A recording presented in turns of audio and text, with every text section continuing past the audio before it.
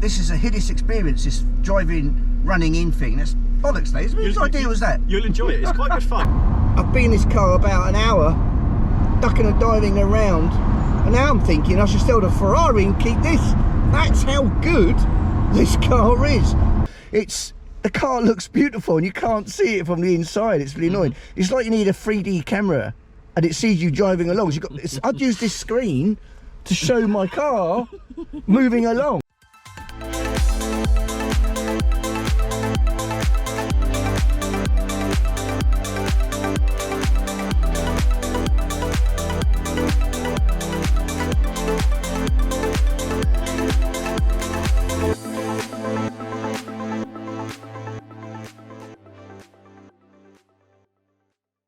Hi, Aid here, it's new car day! It's a bit windy out here, so I'll go inside and I'll talk more about it. Obviously today's a big day, picking up the Lotus Emira. Oh my God, it's been so long and my life has changed somewhat. Will I keep it? Right, here I am in the Lotus showroom. I've seen the car, didn't have a cover on it. But oh my God, the first impressions are like, it looks magnificent. It was the first red car that they've seen here, because they've been doing them in batches, which now makes sense, of course. Oh, Nimbus just going past. I think that's the customer demonstrator car. Yeah, I've been in that car. Spooky. So I've seen the car. My God, it looks stunning. Just to go over my specs, which you'll see, it's got the black gloss wheels, lower black packs. It hasn't got a black pack roof. Hasn't got the darkened privacy glass, it's got yellow calipers, it's got Alcantara and leather interior with red stitching, Alcantara steering wheel. I've just gone around the car, felt the steering wheel. Alcantara feels so amazing, it's so beautiful. Overall, the car looks stunning, we'll go to it in a second. So for those of you who haven't caught up on my journey, May 2021 I ordered two. The Magma Red that I'm picking up now, and the Nimbus with the red leather. After about 6-9 months, I changed my mind about getting the second car, got rid of the Nimbus, kept the Magma. And then we were meant to get it in April 22. That didn't happen. Then they said June, July. That didn't happen. They said might be September, maybe October. Now, of course, given what's already happened, that was doubtful. So I decided to buy another car for the summer. Turns out it's a Ferrari F430 Spider with a manual gearbox. And herein lies the problem. I've been driving that for 6-7 months now, putting some decent mileage in it, even in the winter, and it's a stunning, stunning car. It's a lot quicker, super fast, looks incredible, sounds ridiculous, and it's a Spider as well. As you're driving around, the attention, the feeling you get is just godly. So now I'm in a bit of a dilemma. I've still got the Bentley. I've got the Mercedes C63 Edition 507, which is fast, sounds good, 4-seater, stunning car. I can't really justify or afford the Lotus. However, no, when I come down here, I said, well, I'm going to have to put up for myself straight away. Might make a little bit of money. However, as I walked in and saw it, myself and my son looked at it and we got, oh my God. He hadn't seen a red one in the flesh before. It just takes your breath away. I still think it's one of the prettiest cars ever made, and certainly one of the prettiest cars, top 3 in the last 20 or 30 years. I think there's not many Ferraris that beat it, and then therefore nothing else really compares anyway. So it looks good, I've been around it, everything seems fine. Might have to PPF it, should I keep it? Because I've been told the paint is a little bit thin, and you've got to be a little bit careful. Does it stay or does it go? Oh, I don't know. I think I've really got to sell something. And I was always going to keep the Ferrari and sell the Lotus. That's been my mindset about 4 or 5 months. Once I've fallen in love with the Ferrari, which is very easy to do. However, now I've seen this, I realise the sensible option, and somewhat with the heart, is to keep the Emira. It's brand new, much lower running cost, is actually prettier, which is an incredible achievement. Still sounds decent, it's more the speed than you're going to need on the road anyway. And it's going to have great kudos. I'm going to feel still godly driving it, because it's going to feel incredible. So I'm thinking maybe I should keep that and sell the Ferrari. In the summer, prices should pop up. I should get more than I paid for it. Happy days, what can possibly go wrong? And maybe come back to another Ferrari or Lamborghini later down the line, because that would release up a significant amount of funds the Lotus is paid for. So I've just got to sell the Mercedes and the Ferrari, or keep the Mercedes. I could keep the Mercedes along with it now. It makes a nice little two cars. Bentley, Mrs. drives anyway, that's her car really.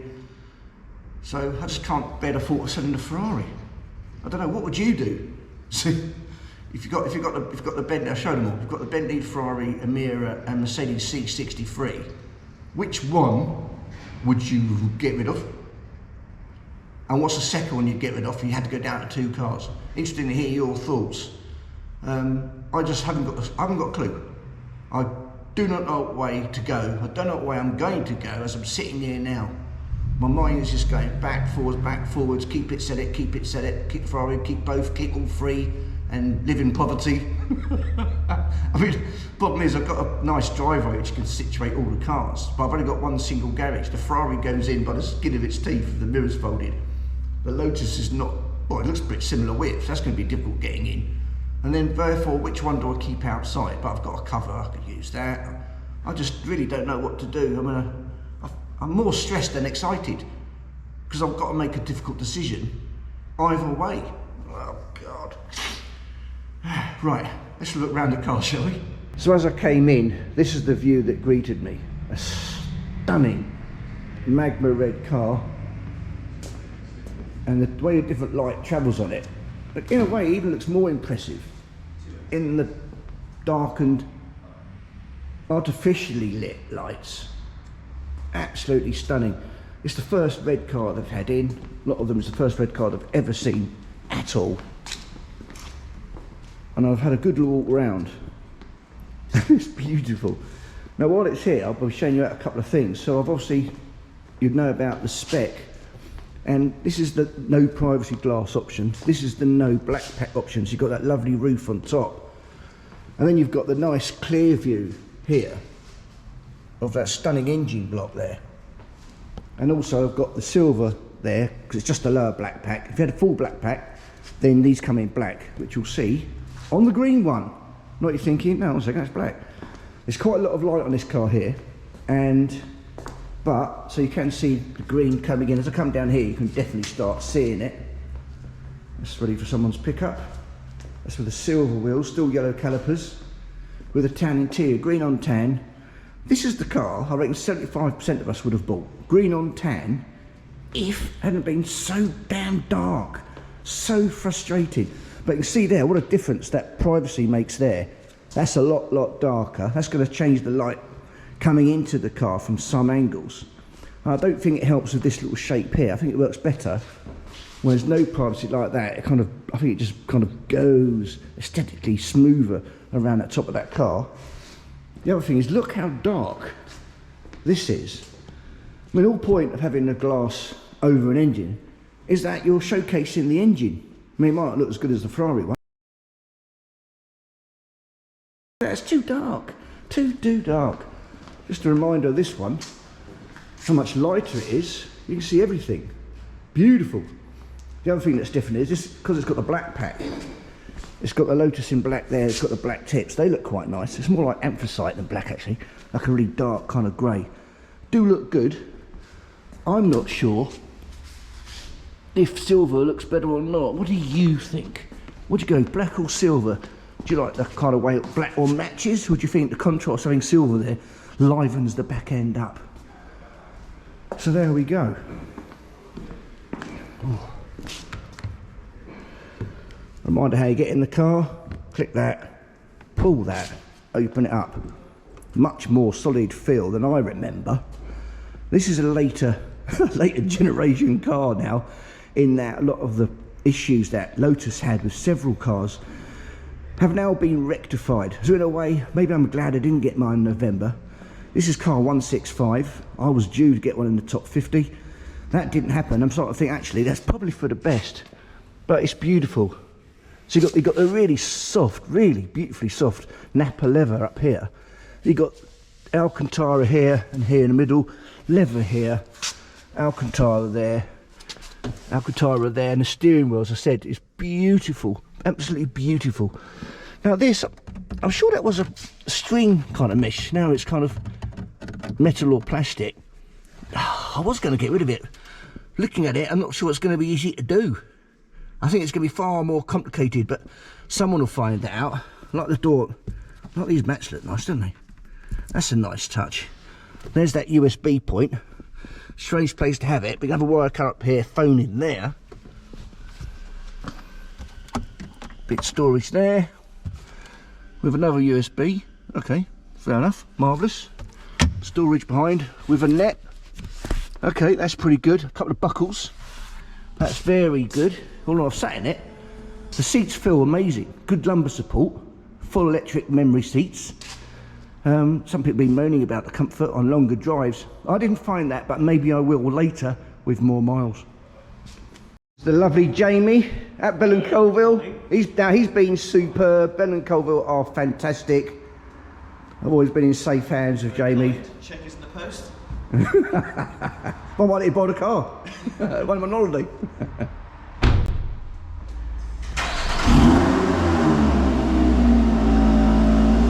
I don't sound too shabby. I mean, to be fair, it is indoors. But there's no argument. The car sounds amazing from outside. People moaning that maybe it could be a bit louder from the inside. Woo, woo, woo. So wide at the back. Oh my god. It's beautiful. It's beautiful. Well, I've seen worse cars. I've had worse days. looky. Hot diddly damn. Okay, keep that on you. My precious. I think you're quite excited, aren't you? I am now. It's getting better and better. Here is your boot. Here is your tyre inflation kit on the right there. Triangle, should you have any issues. Little latch behind there is your dipstick and oil top up. What do you recommend with that? Do I need to consider that for the first 1,000 miles? It's always good practice to check. You shouldn't need to. These Toyota engines are fantastic.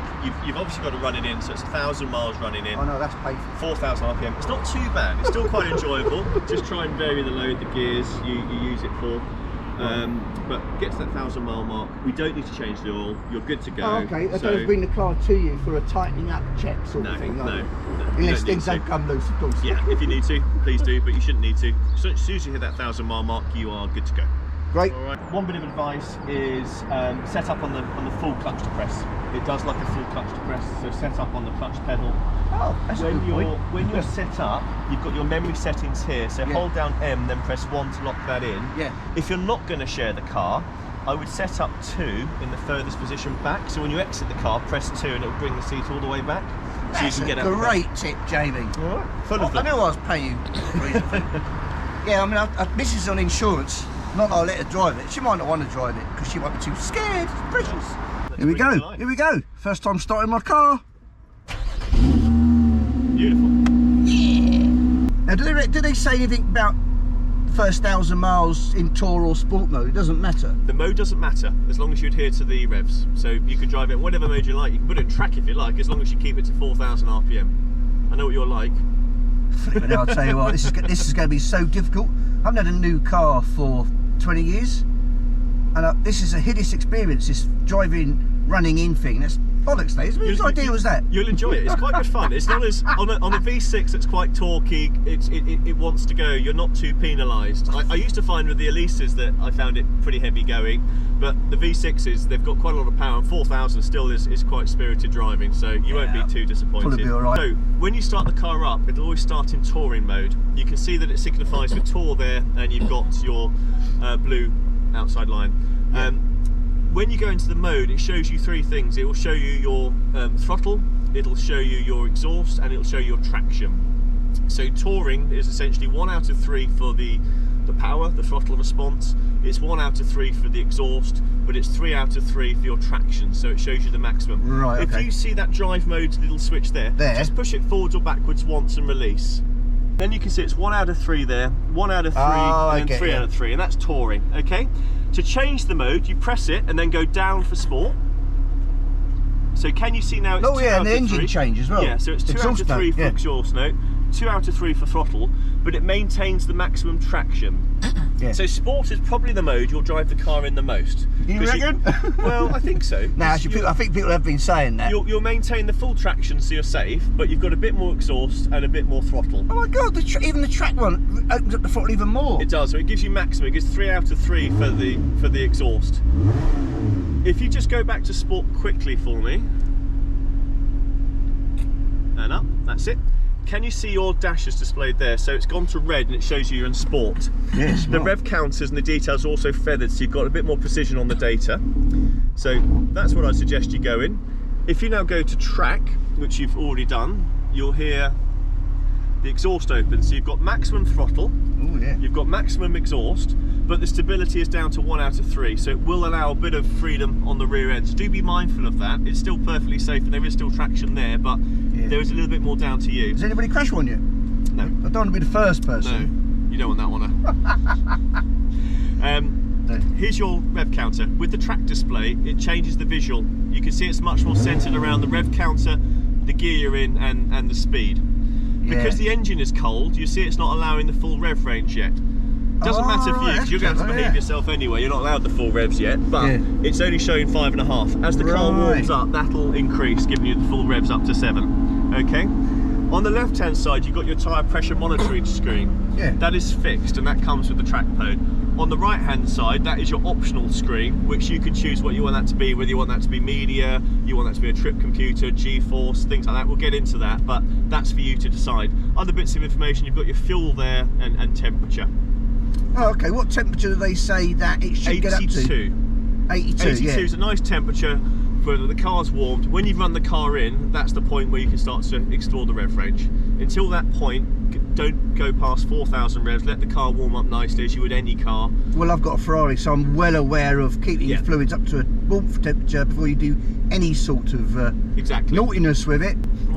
Can you start it in track just by turning it on, not starting the car, put it in the track, then starting it, or does it start in an open valve anyway? A lot of cars. No, it'll start in touring mode always as default. When the car is running, you can then change the mode at that point. Oh, but you have to wait for the tablet to power up before you change the mode. I know what you're saying. It won't start with the exhaust valve open. Oh, and there's no way around that. You just can't. There is no way around that. So you have to wait for the tablet to power up, and then you can change the mode from there. Okay. I do like this starting burble when you get in a car. Just like, you know that. I know you do. You know, just, oh, here I am. Android Auto, sorry. What make of phone do you have? Android. Should we get it paired? Yeah. So let's get it paired. Click on that. Get the phone out. So we'll go into Bluetooth here. So let's find your. So if you go in settings and find. What, on my phone? Yep. So. See, I'm not massively clued up in this stuff. There we go. And go away to the bottom. It should be at the bottom. It should be finding Emira. There you go. It is. So click pairing. Let it do its thing. There you go. So hit pair on your phone and also hit pair on the screen. That's it. And that is it. So enable Android Auto. So press that. Okay. And then allow on your phone. That's it. Hit continue on your tablet. Oh, okay, cool. Yeah, I recognise Android Auto now. And you are now set up. So now you have your Google Maps. Marvellous. Obviously dodgy music taste. What have you got on? Oh yeah. Hello.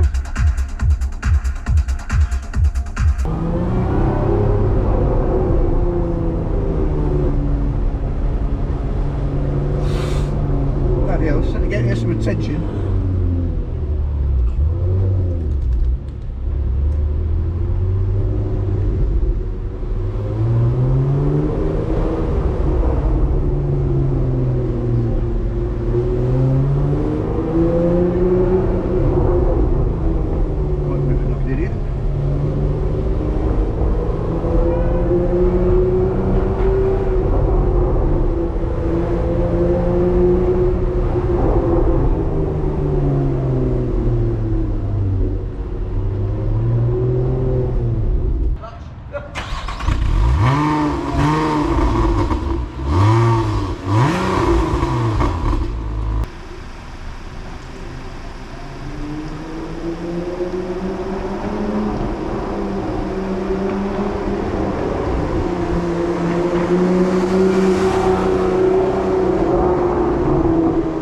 So, what did it sound like from the outside?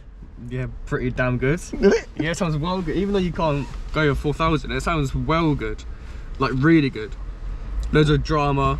Really? Loads of different sounds going on. Really nice tone to it. I think it just sounds good. You know, when you hear a car on the street and you just know without even looking at it, it's a good car. You just know that it's not anything. That's good. Not an exhaust that's been put on a Fiesta. It's actually a genuine good car. So. Yeah. Does it compare to the Ferrari? Obviously, it's not as loud. Of course, I ragged up to 8,000 revs doing that same thing, but not as loud. It's more like a lighter sound. Yeah. It's a bit lighter. Similar sort of tone or timbre, like the bass. Is it quite deep? Was it more like higher? It's not. Yeah, higher. It's not deep. It's not deep at all, really. All right. Yeah, we should see if we get some proper revs down that sort of environment with walls either side, it'd probably sound incredible, wouldn't it? Well, what was your first thoughts when you saw it? I mean, it didn't look like a sports car. It didn't look like a supercar. It just looked like a serious car. Like, I honestly thought it was a Koenigsegg or something. The way the presence out on the road, I'm not sure if it was just because nothing looks like this. I've not ever seen something like this, so I just assumed it was extraordinary. Yeah, because we're experts in cars, we can know a Porsche, Ferrari, any Lamborghini from sight, from 200 yards. Yeah, that's actually it, because I could tell straight away it was nothing. It was not a Ferrari, Lamborghini. It was anything like that. But it was obviously special. something more special. But, you know, something that we don't see as often. Well, I mean, yes, we called it a Koenigsegg. It's incredible praise, because what you're saying is it's kind of low and wide, and immediately has some sort of presence. I think the cockpit comes up quite a bit as well. You know what, like Pagani's and Koenigsegg, it's such a low car, but then you kind of, the driver's up and it's like really nice glass view. Oh right, see what I mean. Yeah, no, exactly what you're talking about. Yeah, because the Lamborghini's like raked. Yeah, this one's kind of a bit more of a tilt up, like some Porsche 911s as well, I suppose. They were slightly. Yeah. Oh, that is interesting. So it just looked the bollocks, basically. Yeah, it just looked outrageous. Just looks stupid, like almost stupid. Jesus Christ, wicked. I don't get so many glances. I just assumed because it was red and beautiful, but actually, yeah, people also don't know what it is, but also it just looks incredible. Jesus. And the sound matches it.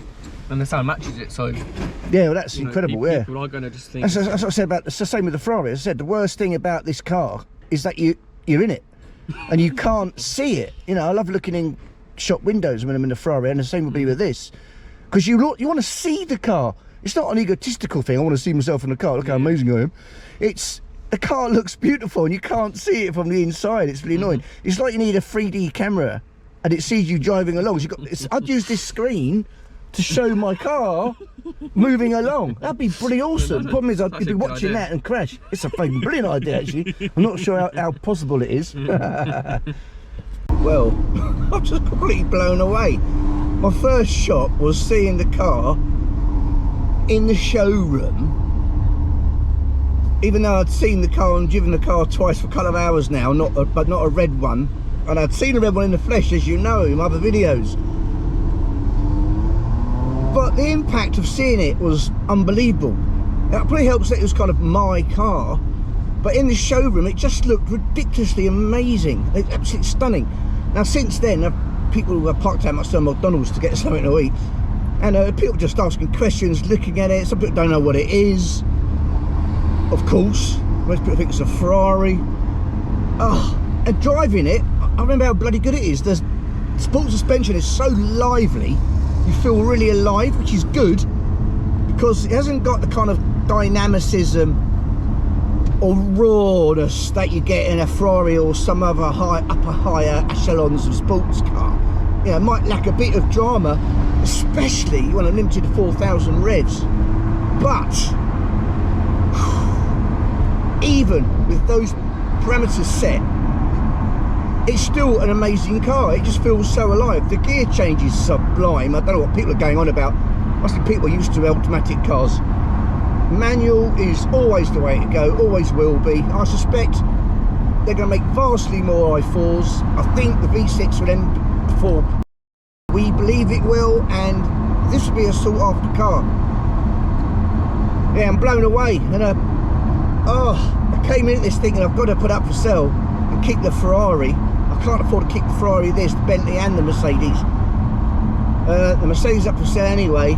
Now, I've been in this car about an hour, ducking and diving around, and now I'm thinking I should sell the Ferrari and keep this. That's how good this car is.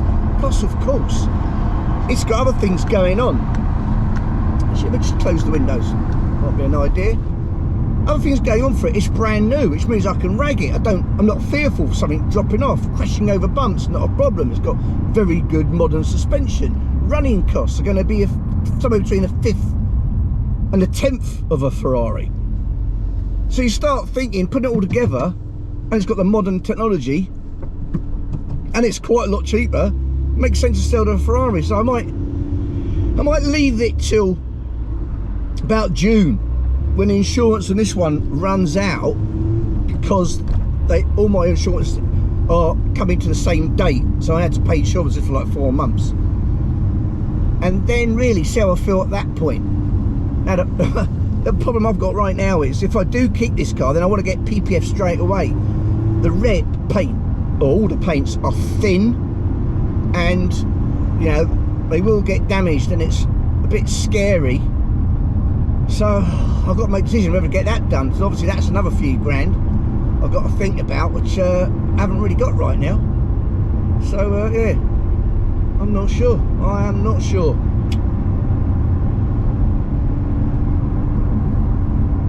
Other things I mentioned in my video, which was admittedly very gushing, and I'm obviously a big strong believer in the Lotus brand and what a fabulous achievement they've made with this car. Don't forget, it wasn't meant to be anything other than a sports car for the masses. It wasn't meant to have 500 horsepower or 0 to 60 acceleration in 3 seconds. It was meant to be comfortable, have the technology, have decent speed, and more than you need for the road anyway. And it has, the big bonus is it looks utterly incredible. I sent a few pictures of it immediately to friends and family. Everybody said the same word. Everybody, 6 of them said stunning.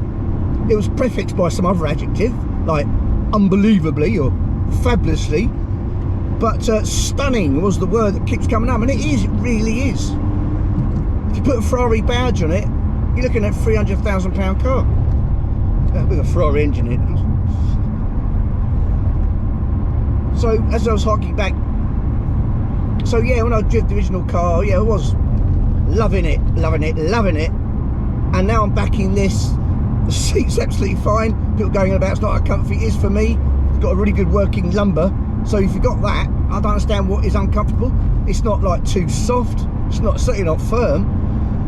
The steering is unbelievable, and you know you can go around bends. It's a little bit damp today. I managed to get the back end out once in first gear around a roundabout. Other than that, it's very difficult to get the back end out. So well planted is this car. Haven't installed it yet, which is good, because when I took this car from Bell Colvill, someone was taking out a Nimbus Grey and installed it. So easy to do, and Jamie did say that most people do, and I think I did install it once on my very first drive in the car when I was at Hethel. Not 100% sure, maybe I was just thinking I might have done it because it was so easy to do, because the revs drop right down. You think, oh my god, but actually it just stays alive. But you've got to be quick with the clutch. Brakes are unbelievably good straight off the bat. Obviously you've got to be careful and bed them in nicely as part of the running in period. Infotainment was easy, as you probably saw or will see later in the video. I'm not sure we're going to put it on edit it, how easy it is to operate. I'm all connected up, perfect, first time, sweet as a nut. Stereo actually sounded okay, but again, it hasn't got that massive loudness, but it's loud enough, and it's quality wise, it does a good job. The gearbox is divine, clutch is fine, accelerator is fine, it sounds good. I was talking with my son about maybe I'll get a back box. He goes, well don't do that, because you'll risk losing the nuances of what the engine offers at the moment. And what that is threefold. You've got the general sound and tone, which is sporty. You've got the supercharger kind of sound, similar to a turbo spooling up, and you can hear it when you just press accelerate down a little bit. The intercooler, the supercharger kind of spools up, or whatever it does, whatever a supercharger does, before the engine kind of, or exhaust takes over it. And the third one is the lovely burbles, much more than I remember when I first drove the two cars. real burbling. Maybe that's because I'm in track. I've been in track all the time. In fact, I've only ever been in track this car. Driven it for about an hour and 20 minutes now. So I don't know why you'd not put it in anything but track, to be honest. Because even in the damp and even in the wet on that drive and the sports suspension, the car just went round bends, ridiculously fast round bends. So those three things makes you think, yeah, if you get a back box, make it louder, you might miss out on those little nuances. So I'm thinking actually now a back box is not the way to go for this car. It really isn't. Okay, it goes a bit louder, but you're going to lose out on some of its character. It's fine. It's nice having the windows down and you can hear it, but you can still hear a really nice sound of the actual engine rather than the exhaust in the car, which is a nice thing. So all in all, my first thoughts of ownership is manifold. Firstly, as usual, great service, and from Jamie at Bell Colvill. He's a great lad, really is. Absolutely into the Lotus brand, and happy to see so many happy customers leaving out the door with a car. I think they've handed over about 12. This is the first red one. In fact, it's the first red car he's seen in the flesh. Would you believe it? So I know right now they're pretty rare. I don't know if I got the first red one in the country, but it's certainly going to be super rare for a while. But I imagine they're coming out in batches, so you'll start seeing some more red ones, and there'll probably be red ones coming up for sale. And I've got a suspicion they'll command a premium over every other colour now. When you see us in the flesh, there is no other colour. It was next to the Nimbus there, and actually it slaughters the Nimbus when you see it side on side next to each other. Oh, it's bloody amazing. The light play on it was extraordinary. Oh man, you can tell I wasn't excited before because of other things that happened in my life, but now I'm actually really excited to get the 1,000 miles on my belt and really start enjoying this car.